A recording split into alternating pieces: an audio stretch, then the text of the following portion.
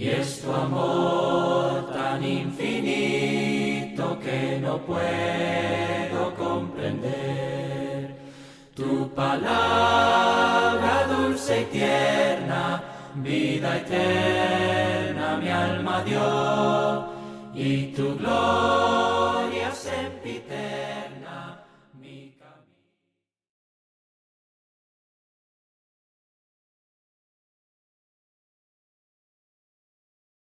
Gracias le damos a todos y cada uno de ustedes por seguirnos en esta serie de estudios, por acompañarnos y estar estudiando con nosotros el alcohol y la Biblia. Hoy vamos en el capítulo 9, o podríamos mencionar que es capítulo, en la parte 3 o el argumento 3, que es vino en las bodas de Canaán. En Juan, sacado de Juan, capítulo 2, versículo 10. Así es que vamos a analizar este pasaje. Vamos a ver si es vino fermentado el que hizo Jesús o no lo es. Vamos a ver qué encontramos. Bien. Déjeme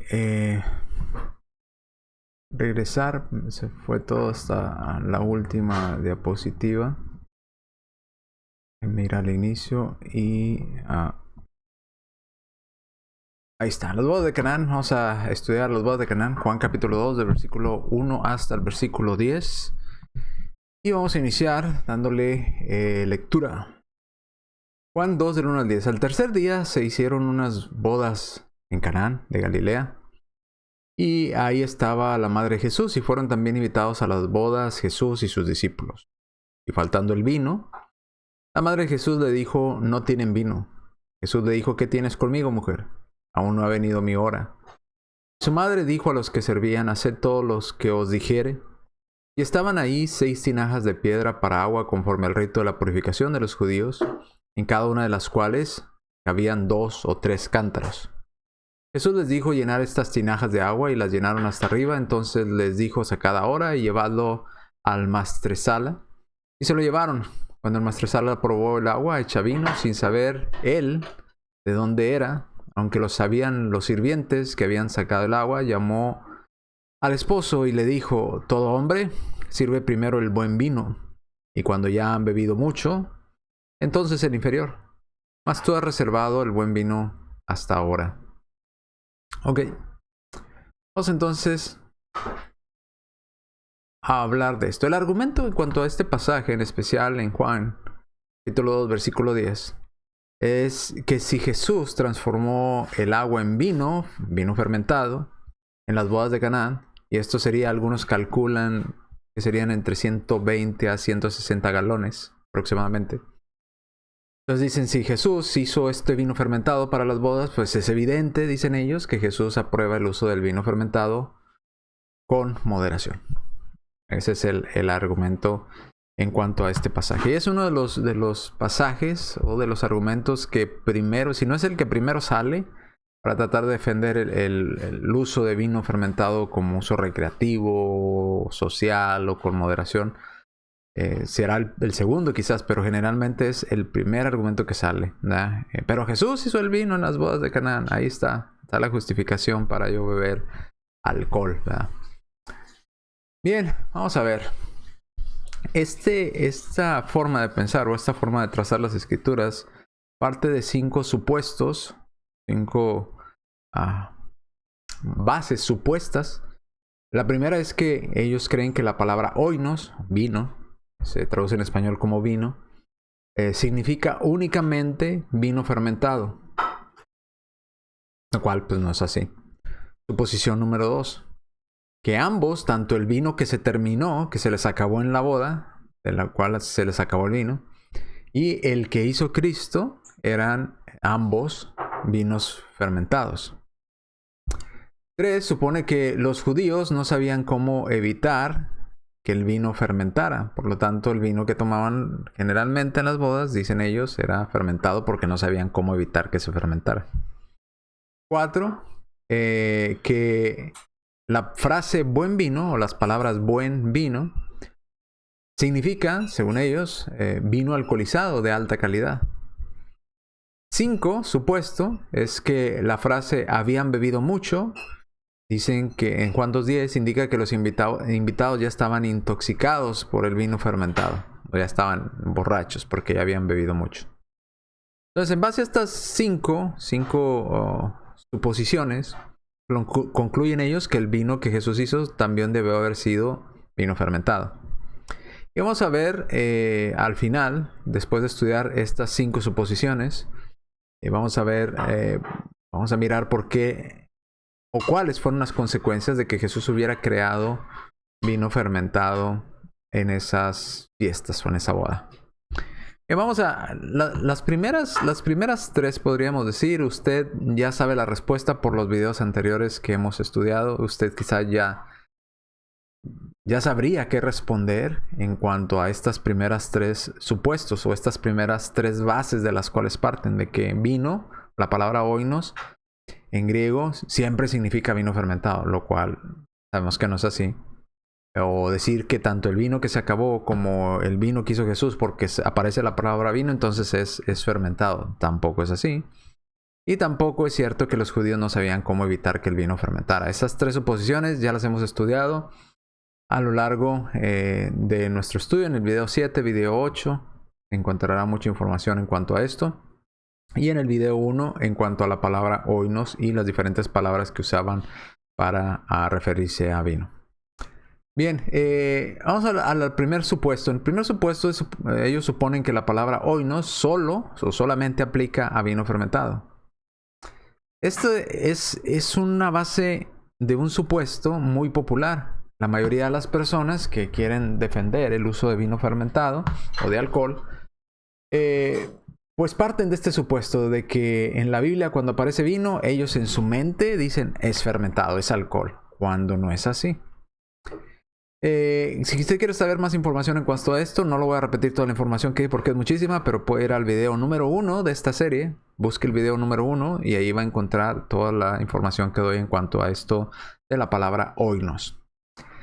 Que oinos puede referirse tanto a vino fermentado como a no fermentado.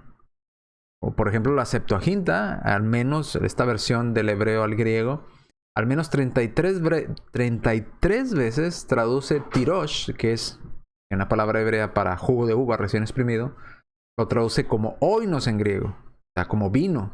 Entonces jugo de uva es vino. También puede referirse oinos como a jugo de uva. La palabra oinos es una palabra genérica, como lo hemos explicado en el video 1, en varios videos. Incluye vino fermentado y no fermentado, al igual que la palabra hebrea yajin, que es para vino también, la más comúnmente usada en el hebreo, yajin. También puede hacer referencia a vino fermentado como a vino no fermentado. La palabra hebrea puede referirse a ambos, no solamente a fermentado. Entonces no podemos concluir que ese vino que elaboró nuestro Señor, sea fermentado simplemente porque aparece la palabra oinos. No es así. Necesitamos más información para poder determinar qué tipo de oinos hizo Jesús. Y está bien dicho, qué tipo de vino hizo Jesús, qué tipo de oinos. Y quitemos ya de nuestra mente que cuando leemos en la Biblia, la palabra vino significa única y exclusivamente alcoholizado, fermentado. No es así. Bien, entonces, primera suposición, ya hemos hablado mucho de ella. Hay mucha información que presenté en cuanto a eso y de por qué no. Segundo, suponen que ambos, tanto el vino que se terminó en la fiesta o en la boda, como el que hizo Cristo para suplir la necesidad de ese vino que había terminado, eran fermentados. Y esta suposición está desacreditada por 2 razones. Número 1, porque como mencionaba en el punto anterior, la palabra oinos es genérica, puede referirse tanto a fermentado como a no fermentado. Así es que por la palabra no podemos decir si era fermentado o no. Tenemos que ver el contexto. Así es que no podemos concluir que ambos eran vinos alcoholizados porque simplemente aparece la palabra oinos. No es correcto. Diccionario de religión, Abbott dice, está bastante claro que la palabra vino no implica necesariamente licor fermentado. Significa solo una producción de la uva o de la vid.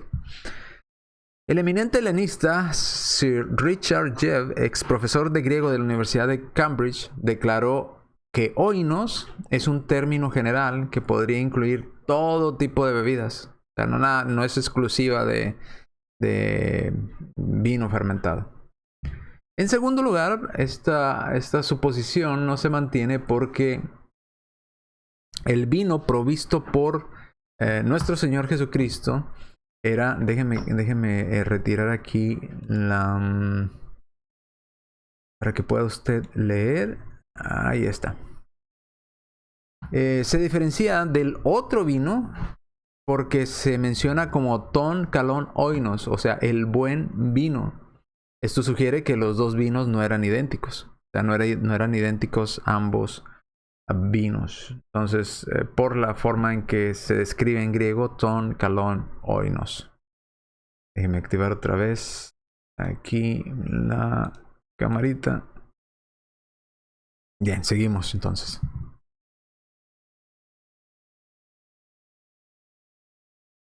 Tercera suposición. Suponer que, y esto también es muy común y me lo han dicho muchas ocasiones, es que el jugo apenas lo exprimes, luego empieza a fermentar. Y los judíos en aquel tiempo no tenían la tecnología para mantener el vino sin fermentar. Tampoco es cierto, también lo estudiamos ya en el video número 7, métodos de conservación, tanto de la uva completa como del jugo de uva. Había varios métodos de preservación que estudiamos. Si usted quiere ir a verlos, esta información vaya al video número 7. De los racimos, por ejemplo, sabían cómo conservar el racimo completo de uvas hasta por un año. Por un año. Y simplemente iban y lo tomaban y lo exprimían y tenían jugo en el momento. Columela, que vivió del 4 antes del Cristo a 70 después de Cristo, en su libro o en su escrito Agricultura, al menos nos dice de este método de cómo preservaban el racimo hasta por un año. Y también hablan diferentes historiadores junto con Columela de que al menos existían 4 métodos diferentes o utilizados por los antiguos o las personas de esa época, de la época de Jesús y los apóstoles, para que el vino no fermentara. Uno de ellos era hervir el vino. Después de exprimir el vino y de filtrarlo varias veces, lo hervían hasta que reducía y se volvía un tipo jarabe. De esa forma el vino duraba muchísimo tiempo. Y si alguien necesitaba tomar jugo de uva, simplemente se tomaba algo del jarabe y lo mezclaba con algo de agua y tenía vino en el momento. También otro método para que no fermentara: presión suave o exprimir suavemente las uvas. Después de haberlas puesto, creo que era mediodía al sol, si no mal recuerdo. Luego filtraban que no se... exprimían suave y filtraban que no se fueran semillas, ni cáscaras, ni nada de eso. Lo filtraban ese jugo una y otra vez. Y al no llevar la cáscara y lo que recubre las semillas, pues no fermentaba. Luego también tenían otro método que era ponerlo en un lugar muy fresco. Y recordemos, para que el vino fermente tiene que estar en una temperatura adecuada. Si es muy frío, o si es menos de 25 grados, si no me equivoco, no fermenta. Si es más de 38 grados centígrados, pues se echa a perder el vino, se hace vinagre. Entonces, almacenarlo en un lugar muy fresco permitía que el vino no fermentara. Esto lo lograban, no tenían refrigeradores ni refrigeración en aquel tiempo, lo lograban en cisternas. Los metían en jarrones, sellaban el contenedor y lo introducían dentro de la noria o el pozo, ¿verdad?, que hacían profundo, donde se mantenía fresco y no fermentaba. Y el cuarto método era por fumigación, que ponían sacaban el oxígeno que había ahí en el contenedor y lo sellaban y con medio de este humo sacaba el oxígeno y no fermentaba el vino. Entonces vemos que sí había métodos de preservación para el racimo completo y para el jugo, para que no fermentara. Entonces este punto número 3 tampoco es simplemente una suposición que no tiene bases para ello. Ahora el cuarto. Aquí es donde vamos a tardar más tiempo en la explicación. Porque suponer que la frase buen vino significa alcoholizado de alta calidad. Y Juan 2.10, por eso le decía que toda la discusión se basa en Juan capítulo 2 versículo 10. Y dice, y le dijo todo hombre sirve primero el buen vino. Y esa frase, el buen vino, dicen, ahí está. El buen vino significa alcoholizado de alta calidad. Vamos a ver si es cierto. Y cuando ya han bebido mucho, entonces sirven el vino inferior. Dicen, pero tú has reservado el buen vino hasta ahora. Recuerden que ya se había terminado el vino de la fiesta y por eso Jesús estaba haciendo este buen vino. Por eso el maestresala se confundió. Dice, es que no es la costumbre. La costumbre es primero dar el buen vino y después el inferior, pero tú nos has dado el buen vino. El decir que porque el maestresala dijo que era buen vino, eso se refiere a vino fermentado, es una suposición basados desde nuestra perspectiva actual, de nuestro punto de vista actual, no del punto de vista de esa época. Entonces, si hablamos desde nuestra perspectiva, desde nuestra cultura, desde lo que para nosotros es un buen vino, pues dicen, ese es de calidad. Bueno, pero vamos a ver si en esa época ellos se referían a buen vino en el sentido de alcoholizado, de fermentado. Es lo que hay que investigar. Seguimos. Vamos primero a la Biblia. ¿Qué nos dice la Biblia? Para la Biblia hay un buen vino y para la Biblia hay un mal vino. Un vino bueno y un vino inferior. Un vino no recomendable. Un vino con restricciones. Y hay un vino en la Biblia que se llama un vino que son bendiciones de Dios, un vino que Dios nos da, un vino que en el cual Dios se alegra y el hombre se alegra, y eso se habla buen vino. Entonces, la Biblia nos habla de un buen vino y de un mal vino. Vamos a ver primero en la Biblia cuál es ese mal vino. ¿Ok? Un vino malo. Bueno, pues se refiere al vino fermentado. ¿Por qué? Bueno, número uno, porque causa intoxicación. Y esto no se discute. Usted y yo sabemos que el vino fermentado causa intoxicación, ¿verdad? Que la persona se ponga ebria rápidamente. Y esto no se discute. Causa intoxicación y por eso es un mal vino, porque al causar intoxicación en el cuerpo de la persona, pone a la persona en estado de ebriedad o borracho. Y si la persona se pone borracho, esto es un pecado delante de Dios y esa persona no puede heredar el reino de Dios. Dice 1 Corintios 6:10, ni los ladrones, ni los avaros, ni los borrachos. ¿Ok? ¿Puede una persona ser borracho con vino fermentado? Sí, es muy fácil emborracharse con vino fermentado. Entonces, ni los borrachos, ni los maldicientes, ni los estafadores, ninguno de estos heredarán el reino de Dios. Entonces, el mal vino, o el vino malo, es el fermentado porque causa intoxicación y al intoxicarse la persona queda excluido del reino de Dios. Entonces no es un buen vino, es un mal vino. Segundo, este mal vino o vino malo causa violencia y dolor. Proverbios 4:17 dice, porque comen pan de maldad y beben vino de robos. Causa pecado. Causa que las personas se desinhiban y empiezan a hacer cosas indebidas como robar. Su moralidad, sus candados morales se caen por los suelos y empiezan a hacer cosas que no harían sanamente. Dice Proverbios 23, 29, 30. ¿Para quién será el ay de sufrimiento? ¿Para quién será el dolor? ¿Para quién las rencillas? ¿Para quién las quejas? ¿Para quién las heridas? Las heridas y las golpes, ¿verdad? Que se va a llevar. ¿Para quién lo amoretado de los ojos? Los golpes en los ojos. Bueno, va a ser para los que se detienen en el mucho vino y para aquellos que van buscando mixtura. Aquellos que buscan a través de mezclar el vino con cosas, hacerlo más intoxicante y más fermentado, más que cause esa intoxicación más rápido. Entonces, no es correcto porque causa intoxicación. Número 2, porque ese es llamado mal vino porque causa robos, violencia, golpes, amoretado los ojos, dolor, rencillas, quejas, etc. Número 3, es mal vino porque causa mal comportamiento y errores muy graves en las personas que toman de este vino. Dice Habacuc 2:5, y también el que es dado al vino es un hombre traicionero, es un hombre soberbio, o sea, tiene un mal comportamiento. Y no permanecerá, ensanchó como el Seol su alma y es como la muerte que no se cesará, enronó así para todas las gentes y juntó para sí todos los pueblos. Entonces, alguien que es dado a este tipo de mal vino va a ser un hombre traicionero, un hombre soberbio. Isaías 28:7. Pero también estos erraron con el vino, se equivocaron a causa del vino. ¿Cuándo es más fácil que se equivoque una persona? ¿Cuando toma vino fermentado o cuando toma vino no fermentado? Obviamente, cuando toma vino fermentado, sus capacidades cognitivas, sus reacciones musculares, todo se degrada, todo pierde, razonamiento, concentración, reacción, etc. Dice, pero también estos cerraron con el vino y con sidra. ¿Okay? Recordemos que la traducción sidra hace referencia a este licor todavía más fuerte que lo que es el vino fermentado. Dice, se entontecieron, se volvieron tontos.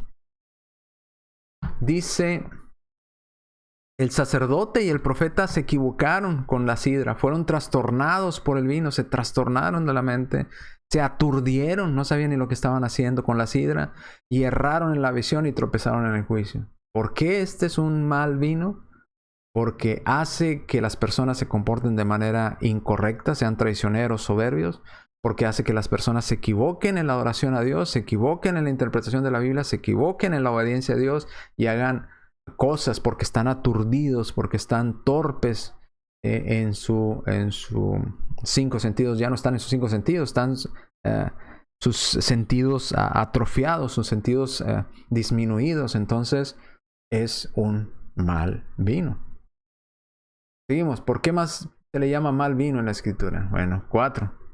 Porque es venenoso. La Escritura lo llama que es como veneno de serpientes y es destructivo.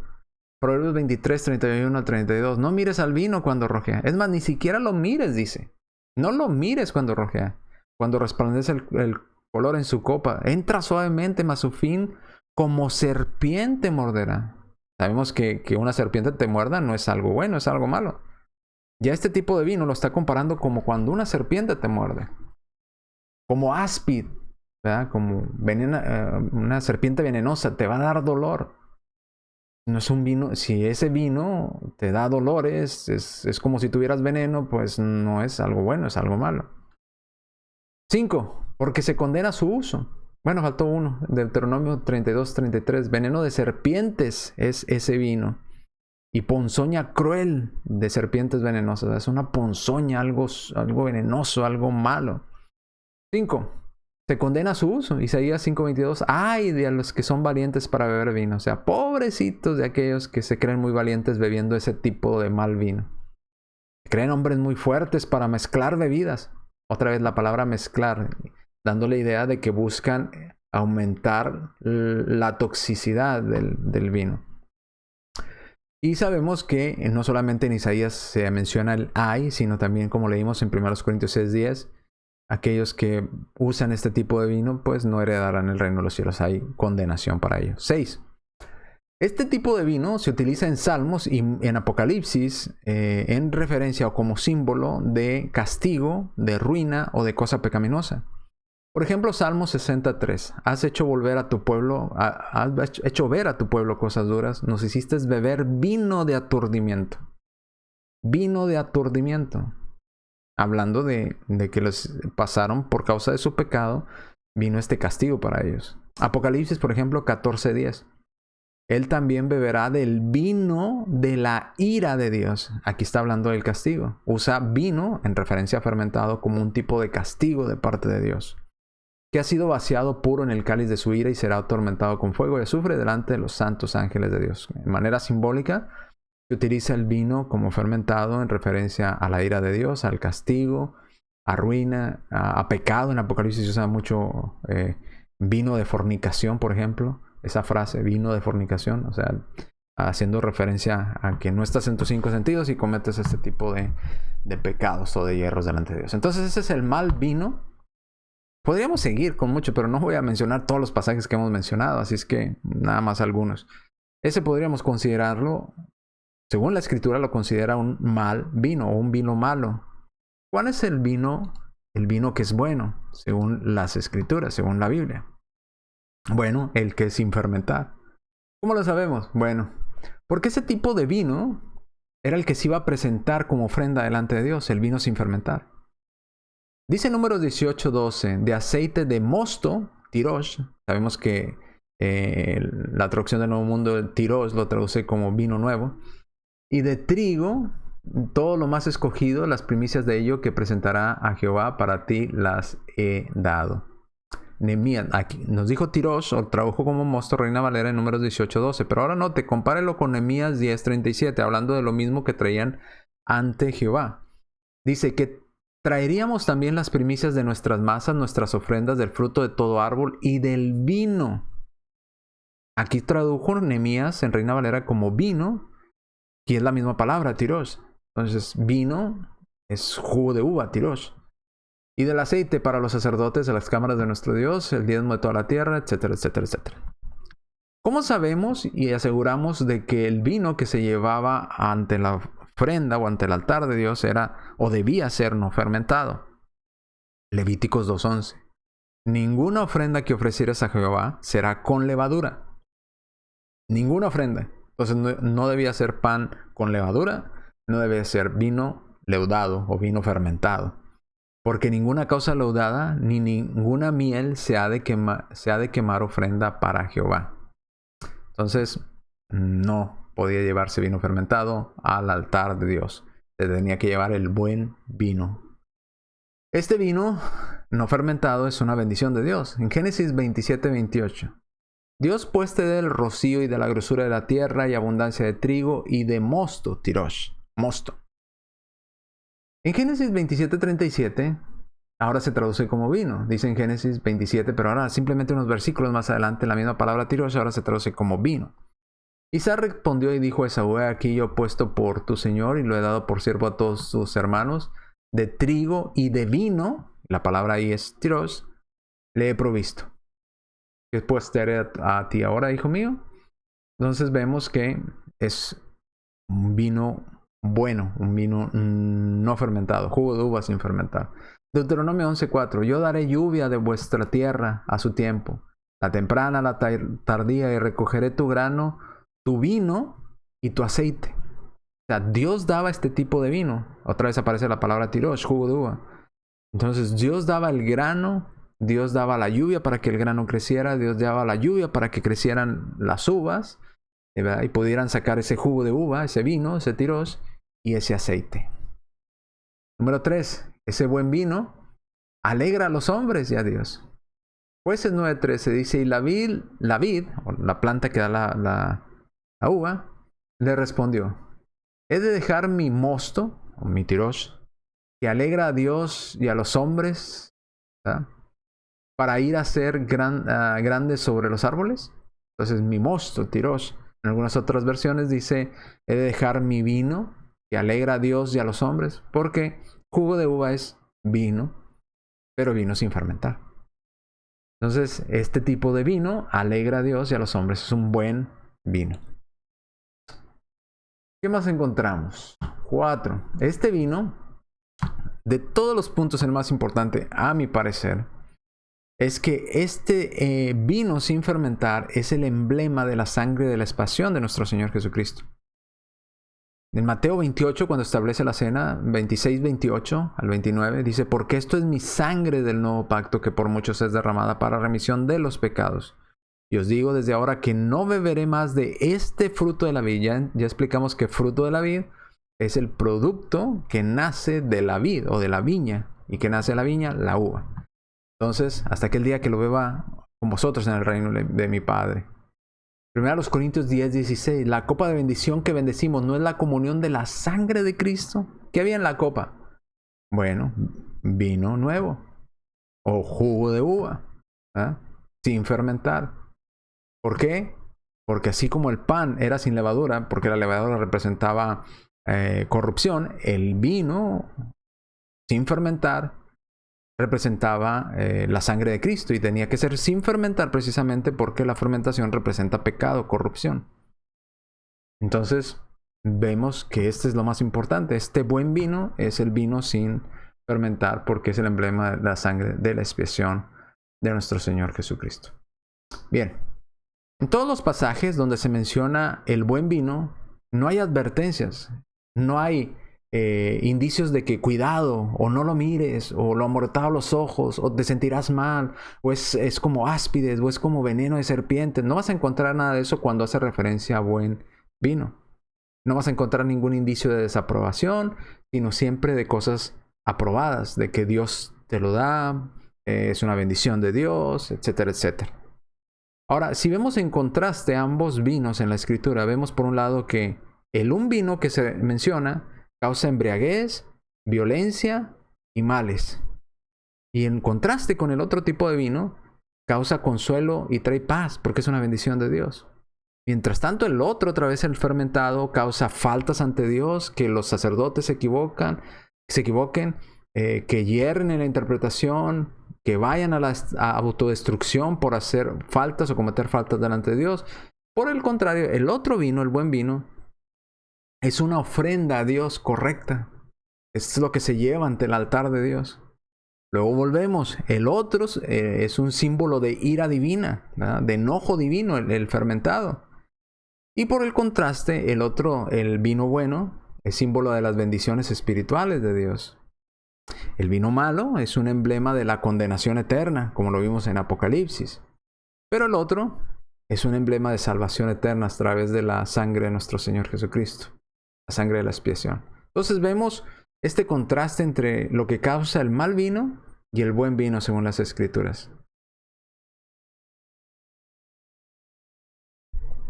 La distinción entre el buen vino y el mal vino es tan clara como la que existe entre buenos y malos hombres, o buenas y malas esposas, o buenos y malos espíritus. Uno es condenado y el otro es bendecido. ¿Y cómo identificamos cuál es el bueno, cuál es el buen hombre y cuál es el mal hombre? Por los frutos, por lo que produce. Mientras que el vino fermentado produce errores, produce pecado, produce dolor, aflicción, etc. El buen vino trae bendición, produce alegría, ¿verdad? Es algo que Dios nos da. Tenemos expiación, ¿verdad? En la sangre de nuestro Señor Jesucristo, que cada que participamos de la cena del Señor, etcétera, etcétera. Entonces, sería ingenuo decir que estos contrastes que hay en la Escritura se refieren al mismo tipo de vino y solamente es cuestión de qué tanto tomas. No es cuestión de qué tanto tomas, es cuestión de cuál tipo de vino tomas. Algo no puede ser bueno y malo al mismo tiempo y de la misma forma. Esto se llama una contradicción lógica. O sea, si la palabra vino se refiere única y exclusivamente a vino fermentado en la Escritura, entonces no puede ser mencionado como malo y bueno al mismo tiempo de la misma forma. No. Esa es una contradicción lógica. Entonces está hablando la Escritura de dos o más tipos de vino, ¿verdad? Jugo de uva recién exprimido, jugo de uva como mosto, vino fermentado. Inclusive hay palabras para vino en proceso de fermentación. Si usted quiere encontrar esta palabra, está en el video número 1. Entonces, no pueden ser, se refiere a dos tipos diferentes de vino. Mientras uno es bueno, porque es el que Dios nos da, que Dios produce para nosotros, sin alcohol, que no nos saca de nuestras casillas, que no nos afecta físicamente ni en nuestra salud. El otro sí. El otro es el mal vino que produce cosas malas en nosotros. Entonces ya tenemos una referencia de cuando en la Escritura se dice: tú hiciste este buen vino o guardaste este buen vino hasta ahora. Ya sabemos a qué se está refiriendo. No se está refiriendo al intoxicante, sino a aquel que es bendición de parte de Dios, el jugo de uva. Ahora, datos externos. Vamos a historiadores y comentaristas, datos externos a la Biblia, de qué era lo que ellos reconocían como buen vino. Cuando decía alguien en la época de Jesús, antes o durante la época de Jesús, alguien refería buen vino, ¿a qué se refería? ¿A fermentado o no fermentado? Vamos a analizar. Vamos a analizar algunas citas en cuanto a esto. En el mundo romano, los tiempos del Nuevo Testamento, los mejores vinos eran aquellos vinos cuya potencia alcohólica había sido eliminada, ya sea por ebullición o por filtrar el vino. Encontramos este historiador Plinio, que vivió aproximadamente del 23 antes de Cristo al 79 después de Cristo, fechas aproximadas. Escribe lo siguiente. Dice: los vinos son más beneficiosos. En otras palabras, los vinos son más buenos cuando toda su potencia ha sido eliminada por el colador. ¿Qué quiere decir? A través de la filtración. ¿Recuerdan cuáles eran los 4 tipos que mantenían o métodos para que el vino no fermentara? Hervirlo, exprimir suavemente y filtrarlo varias veces por el colador. Entonces, los vinos son más buenos o más beneficiosos cuando su potencia ha sido eliminada, cuando no están fermentados. Plutarco, por ejemplo, señala que el vino es mucho más agradable de beber.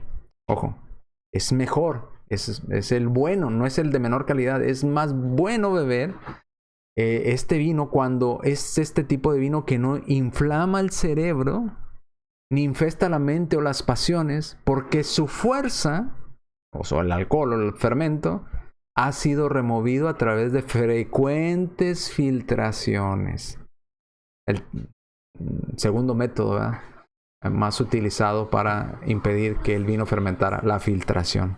Entonces tenemos a Plinio, tenemos a Plutarco, que para ellos era más beneficioso ese vino, para ellos era más agradable beber ese vino sin fermentar, o el jugo de uva sin fermentar.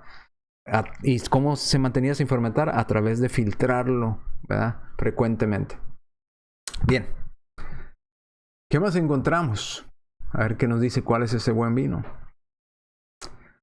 Horacio dice, que vivió en el 23 a.C., dice, cuela el vino, que dice, los antiguos filtraban su mosto repetidamente antes de que pudiera haber fermentado. Así, lo que alimentaba la fuerza del vino, al ser eliminados, hicieron que el vino fuera más líquido, más débil, más ligero, más dulce y más agradable de beber. Entonces, era más benéfico, les gustaba más beber el vino no fermentado. Refiriéndose a alguno de los mismos autores antiguos, Barnes dice, Plinio, Plutarco, Horacio describen el vino como bueno, ¿verdad?, como más agradable, como el más deseable para beber, más que el fermentado.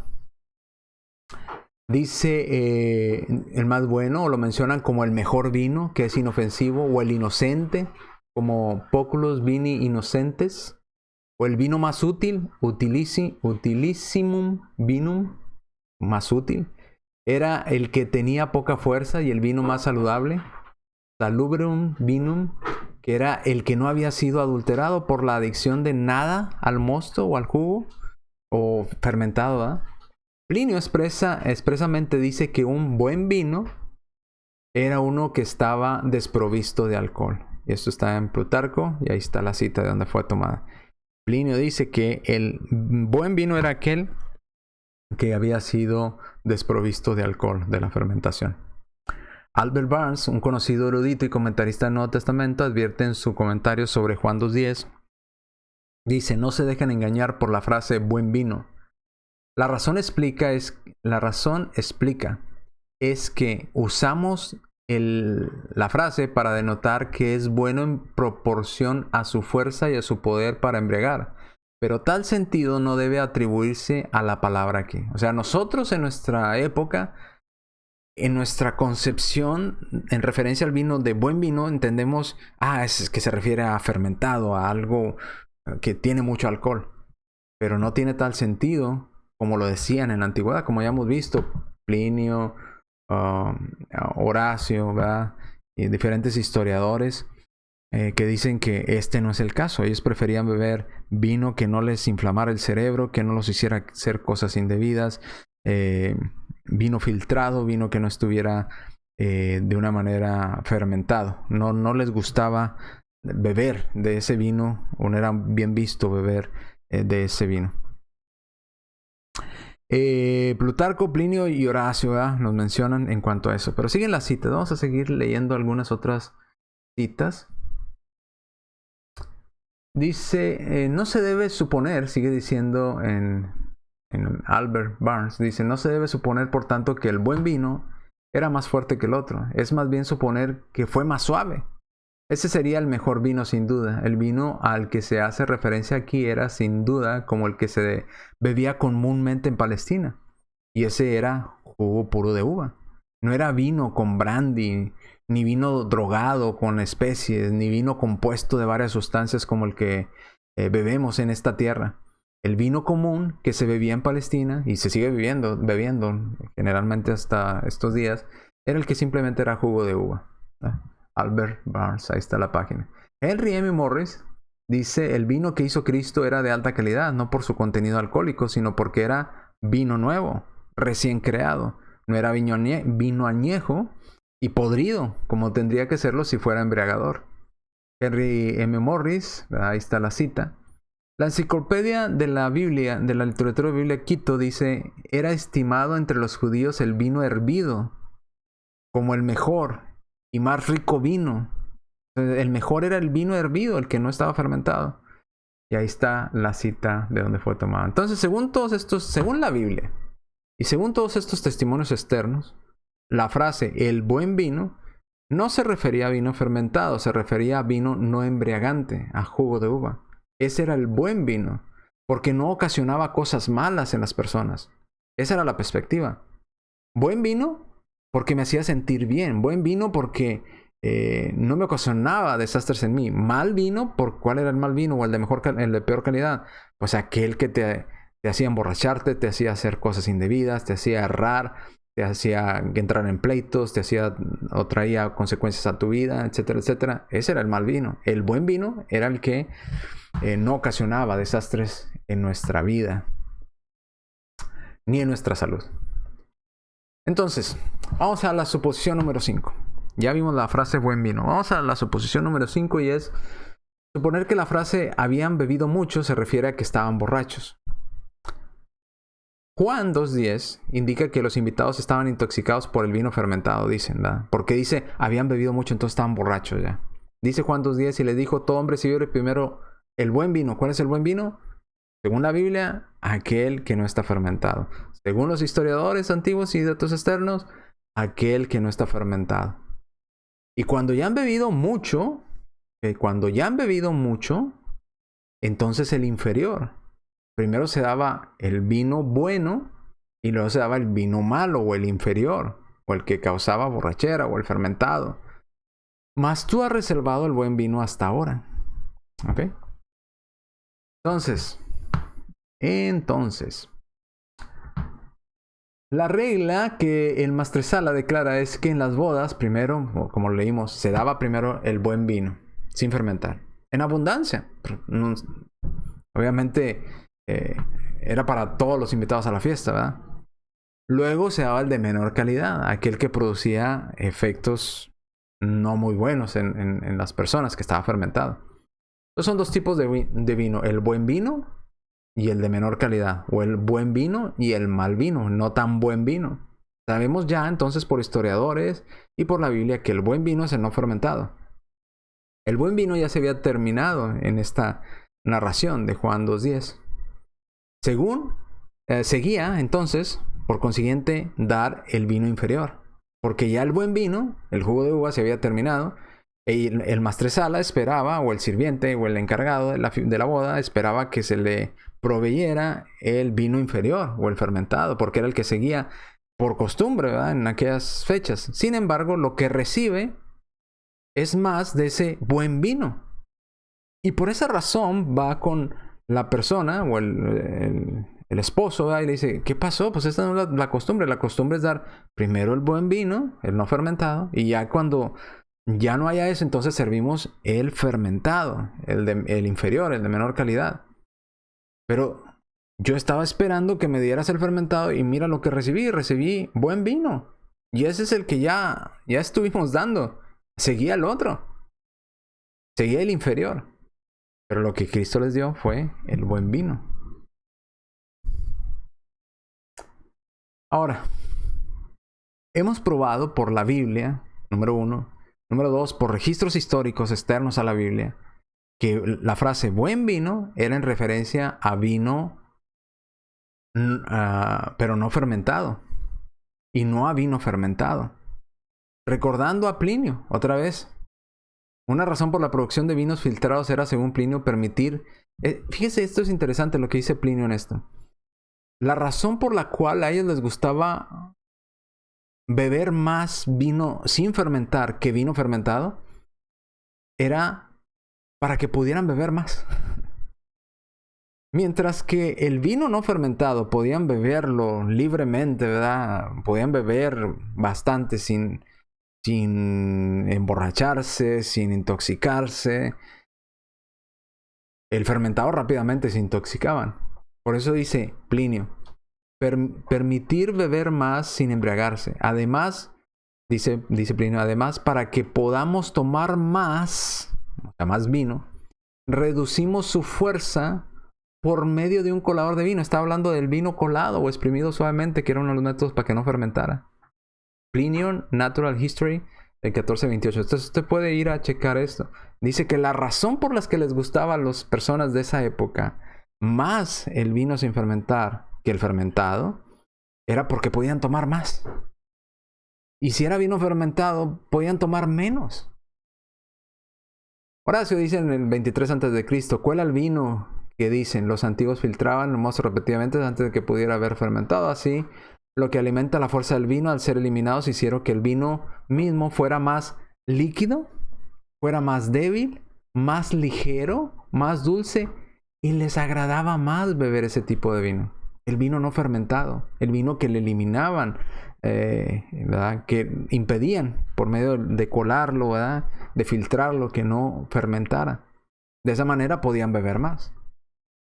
Entonces vemos que está de la mano con lo que dice el Maestresala. En aquella fiesta se había dado primero, la tradición era dar primero el buen vino. Y se daba primero el buen vino porque de ese vino podían beber más. Y no se emborrachaban fácilmente, ¿verdad? Porque podían beber y beber. Si era fermentado, fácilmente se emborrachaban. Entonces, podían beber más. Ese vino se terminó, el jugo de uva se terminó. Entonces el Maestresala esperaba, bueno, ahora ya necesito que me den el fermentado. Sin embargo, Jesús vuelve a llevarle o crea, milagrosamente, vino o buen vino. Otra vez sin fermentar. Este pasaje, ¿verdad?, que ellos tratan de hacer, o esta suposición de que Jesús no prueba que Jesús hizo vino fermentado, sino todo lo contrario. Prueba que Jesús hizo buen vino. Por eso dice, tú me das el buen vino ahorita no toca, ahorita lo que toca es el vino inferior. Ya el vino nuevo ya lo bebieron, ¿verdad? Bebieron bastante. Ahora toca el inferior. ¿Por qué? Porque la intención del jugo de uva era beber más sin intoxicarse. Ahora, hay un argumento que dicen mucho. Dice, yo le apuesto a usted, ¿verdad?, que si usted le doy 5 vasos de jugo de uva, usted al primer vaso ya no va a querer más porque va a estar con el azúcar, con tan dulce que es el jugo de uva, ya se empalaga, ya no quiere más. Pero si le doy vino fermentado, usted puede tomar más. Recordemos lo siguiente. Las uvas en la región, ¿verdad?, de Jerusalén, Egipto, toda aquella área, son uvas que otra vez se hacían métodos, ¿verdad?, de filtrado. No debía, para poder fermentar, no debía ser demasiado dulce, no debía ser tenía que tener ciertas características, como lo vimos en los videos anteriores. Entonces vemos que sí se podía beber, porque Plinio nos lo dice. Si le quitamos la fuerza, ¿verdad?, para que no fermente, podemos tomar más. Y a ellos les gustaba tomar más. De hecho, aunque no sea vino, yo ponía este ejemplo. Hay fiestas, cuando van a la boda, hay personas que no toman alcohol, ¿verdad? Muchos no tomamos alcohol. Pero hay algunos que son fanáticos de la Coca-Cola, por ejemplo, o de los refrescos estos de cola, ¿verdad?, Pepsi o lo que sea. Y son altamente azucarados.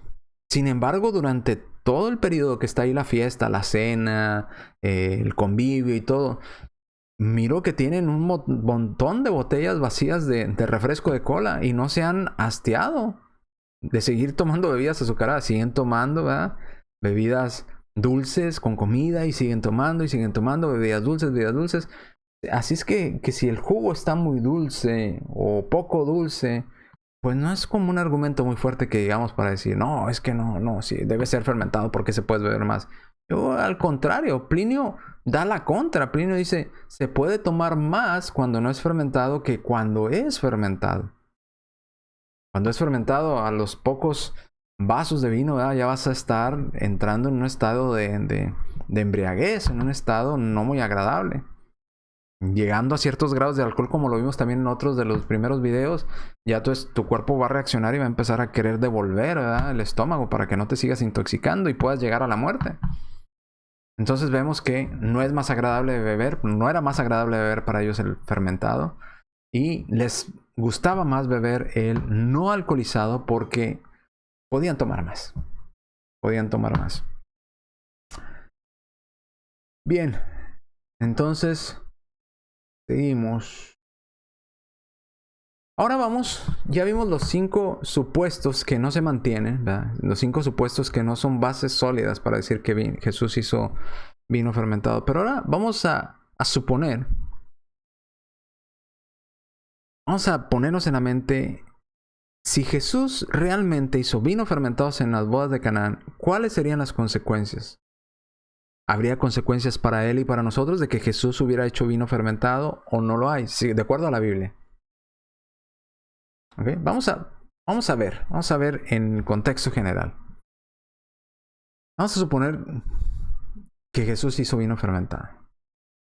Primero tenemos que entender que Jesús vino a salvar lo que se había perdido. Jesús vino a salvar las almas de los hombres. Jesús no vino a ayudar a que se perdieran las almas de los hombres o la vida de los hombres.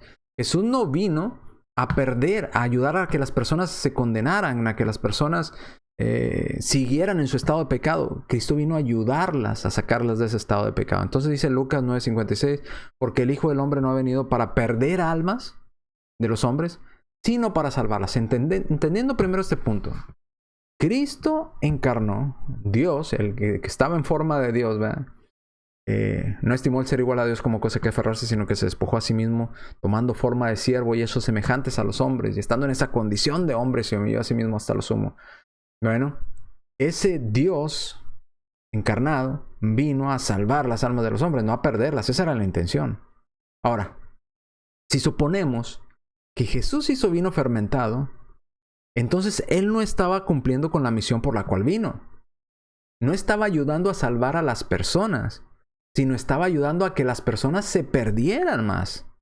No estaba ayudando a que las personas dejaran de pecar, sino por el contrario, estaba participando de las obras de las tinieblas al momento de ayudar a que las personas continuaran pecando. ¿Cómo lo sabemos? 1 Corintios 6:10. Ni los borrachos heredarán el reino de Dios. Si Cristo hizo vino fermentado, 160 galones, vamos a suponer que esa es la cantidad o el cálculo correcto, pues con eso es más que suficiente para que muchísimos entraran en estado de ebriedad. Ahora, Cristo les está dando para que se emborrachen, pero esa no es la intención por la que vino Jesús a este mundo. Vino a salvar a los hombres del pecado, a alejarlos de la borrachera para que pudieran heredar el reino de Dios. ¿Cómo les iba a dar algo que los ayudaba a alejarse del reino de Dios? Cristo quería que se acercaran al reino de Dios. No vino a perder las almas, vino a salvar las almas. Efesios 5:11. Cristo hubiera estado yendo en contra de este pasaje que dice, y no participes en las obras infructuosas de las tinieblas. ¿Por qué sabemos que la borrachera son obras de las tinieblas? Porque los borrachos no heredan el reino de Dios. Entonces no es de Dios, es de las tinieblas. Cristo tuvo que haber reprendido el uso de vino fermentado. No darles el vino fermentado. No participar de las tinieblas para que más gente se perdiera. Es una visión incorrecta del objetivo por el cual Cristo vino. Cristo vino a salvarnos, no a ayudarnos a perdernos más. ¿Ok? ¿Por qué más? Bueno, esto es importante también. Si Jesús dio vino fermentado a otros, y Jesús cuando estaba con vida, estaba todavía bajo la ley del Antiguo Testamento, entonces Jesús pecó. ¿Cómo lo sabemos? Habacuc capítulo 2, versículo 15 dice, ¡ay de aquel que da a beber a su prójimo! Y habla de vino fermentado porque dice, ¡ay de ti que le acercas tu hiel y le embriagas para mirar su desnudez! Para que haga cosas moralmente indebidas a aquella persona. Cuando en la Escritura se menciona en el Antiguo Testamento la palabra ay, hace referencia a pobre de aquella persona. En otras palabras, ese pecado es grave delante de Dios. Es pobrecito de ti si haces eso. Entonces, Habacuc 2:15 está diciendo, ay del que da a beber a su prójimo. Y está hablando de embriaguez aquí. Ahora, si Jesús hizo este tipo de vino fermentado para dárselo a las personas, a Jesús le cayó ese ay a él. Dios le dijo a Jesús, ay de ti, mira lo que hiciste. Les diste a beber a tu prójimo para que se embriagaran. Ay de ti. Entonces Jesús tendría pecado. Entonces Jesús no fue perfecto. Jesús fue desobediente a la ley de Dios. Y sería tropiezo para las personas. Fíjese lo que dice Lucas 17:1-2. Dijo Jesús a sus discípulos, imposible es que no vengan tropiezos. Mas, note la misma frase, mas ay de aquel por quien vienen. Pero resulta de que dicen que Jesús hizo vino fermentado, les dio de beber a su prójimo. Entonces, ¿para quién es el ay? Pues para Jesús. Ay de ti, Jesús, que les diste vino a tu prójimo para que se embriagara. Ay de ti. Ahora, este mismo ay, fíjese la consecuencia, por hacer tropezar a su prójimo. ¿Recuerde cuál era la intención de Jesús? Salvar a las personas, no ayudar a que se perdieran. No darles las herramientas para que se perdieran más. Entonces dice, ay de aquel por quien vienen. Mejor le fuera que se atase al cuello una piedra de molino y se arrojase al mar que hacer tropezar a uno de estos pequeños. ¿Para quién sería toda esta descripción si Jesús hizo vino fermentado? Para nuestro Señor Jesucristo. Nuestro Señor Jesucristo estaría violando la ley de Dios. El ay, o el pecado, o el castigo que le esperaría, sería grande. Jesús no hubiera sido perfecto, hubiera sido imperfecto, porque le dio de beber a su prójimo para que se embriagara. Porque hizo tropezar a sus hermanos en lugar de ayudarlos a sacarlos de la borrachera para que pudieran entrar en el reino de Dios. Los hizo tropezar al facilitarles el alcohol y el vino. Y por consecuencia, si Jesús les dio a beber a su prójimo vino fermentado para embriagarlos, Él tiene el ay. Número 2, Él fue tropiezo. Y mejor le fuera que se atase una piedra de molino y se arrojase al mar. Y número 3, como pecó, entonces no sería el cordero perfecto para nosotros para sacrificio. 1 Pedro 1:19, sino con la sangre preciosa de Cristo como de un cordero sin mancha y sin contaminación, sin ningún ay. Pedro nos está diciendo que Jesús no tuvo ningún ay en él. No fue tropiezo, ¿verdad? Por hacer algo malo, y no les dio a beber a su prójimo para embriagarlos. Por eso fue perfecto. Jesús no hizo vino fermentado. Hebreos 4:15. Porque tenemos un gran sumo sacerdote que no pueda compadecerse de nuestras debilidades, sino uno que fue tentado en todo según nuestra semejanza, pero sin pecado, sin ningún ay en él. Hebreos 7:26. Porque tal sumo sacerdote nos convenía santo, inocente, sin mancha, apartado de los pecadores, hecho más sublime que los cielos. Jesús no les dio vino fermentado. Si lo hubiera hecho, ese ay de Habacuc 2:15 y ese ay de Lucas 17:1-2 eran para él. Eran para él. Hubiera dado a su prójimo vino fermentado para que se embriagara, ay de él. Hubiera sido tropiezo. En lugar de salvarlos, estaría ayudando a que no entraran en el reino de los cielos. Sería el ay para Jesús. Entonces entendamos, Jesús no vino a perder a las personas, vino a sacarlas del pecado, no vino a emborracharlas, ni a facilitarles la borrachera, vino a alejarlos de la borrachera para que pudieran entrar en el reino de Dios, reino de los cielos. Bien, en conclusión, entonces no es lógico concluir que Cristo hizo vino fermentado en las bodas de Canaán, sino que hizo vino bueno o buen vino. Y esto es, según la Biblia, según registros históricos, según la intención por la cual vino nuestro Señor Jesucristo a este mundo, a salvarnos, no ayudarnos a que nos emborracháramos más, ni proveernos para emborracharnos y no entráramos al reino de los cielos, vino a salvarnos. Por esas razones, el vino bueno que hizo nuestro Señor Jesucristo es vino sin fermentar. De lo contrario, pues usted tendrá que ir en contra de la Biblia, en contra de los historiadores y registros de la época externos a la Biblia, que decían que preferían el vino sin fermentar porque era mejor para beber, podían beber más de él. Y número 3, estaría diciendo que Jesús les dio a las personas el vino para que se emborracharan, para que pecaran delante de Dios y para que no entraran al reino de los cielos, cuando Él vino a salvar las almas de los hombres, no a perderlas.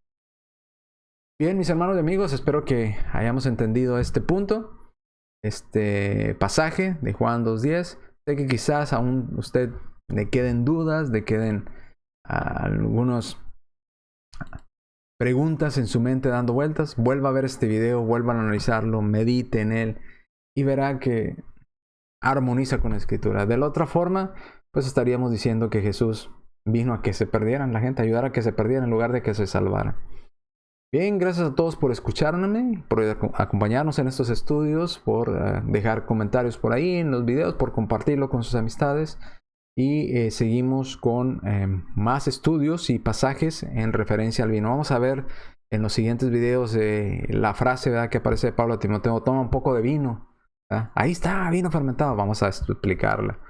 El vino, no dados al mucho vino. También esa frase la vamos a estudiar. Y algunos otros pasajes en cuanto al vino. Esté atento a los siguientes videos. Acompáñenos en los siguientes videos. Dios mediante, si Dios nos presta vida y salud, en próximos próximos 2 videos en cuanto a argumentos a favor del vino, pasajes a favor del vino que utilizan, los miraremos en la próxima semana si Dios nos presta vida y salud. Por lo pronto yo me despido. Gracias por acompañarnos nuevamente, gracias por compartir estos videos. Que Dios le bendiga, que el Señor le bendiga, que Jehová le bendiga. Nos vemos en la próxima transmisión. Tu misericordia es grande, oh Señor del universo, y es tu amor tan infinito que no puedo comprender. Tu palabra dulce y tierna, vida eterna.